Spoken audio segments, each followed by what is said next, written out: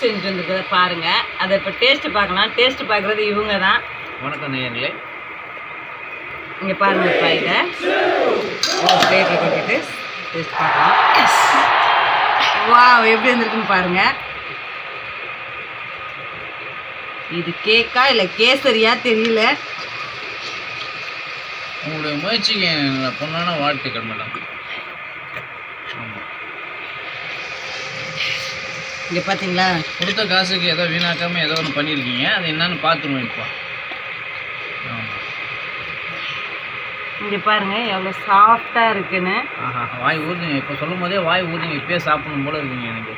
வாய் ஊறுதுங்க இப்போ. இந்தாங்க சாப்பிட்டு. ஆனால் இருந்தாலும் பயம் ஒரு பக்கம். ஏன்னா விஞ்ஞானிகள் வந்து இந்த மருந்து கண்டுபிடிக்கும் போது எலி பூனைகள்லாம் கொடுத்து சாம்பிள் பண்ணாங்க. அந்த மாதிரி இந்த மேடம் என்கிட்ட கொடுத்து சாம்பிள் பண்ணுறாங்க. இப்போ பாருங்கள், ரெண்டு பக்கமும் எப்படி இருக்குன்னு பாருங்கள். நல்லா ப்ரௌன் கலரில் வந்துருக்குது. சாப்பிட பார்க்கலாம். சாப்பிட்டு பாருங்கள். Thanks madam. கேக் அருமையாக பண்ணியிருக்கீங்க. பொன்னிறமாக இருக்குது. பேக் சைடில் ஃப்ரண்ட்டில் பார்த்தீங்கன்னா ஹனி கேக் மாதிரியே இருக்குது. உங்களுடைய இந்த திறமைக்கு எங்களுடைய வாழ்த்துக்கள். நான் சாப்பிட்டு பார்க்குறோம். சாப்பிட்டு பாருங்கள். ஆஹா, ஒரு கேக்கு நினைச்சேன். கேக் இல்லை, அதை விட தேவாமிரமாக இருக்குது. கேசரி கேக்குன்னு பேர் வச்சுருக்காங்க.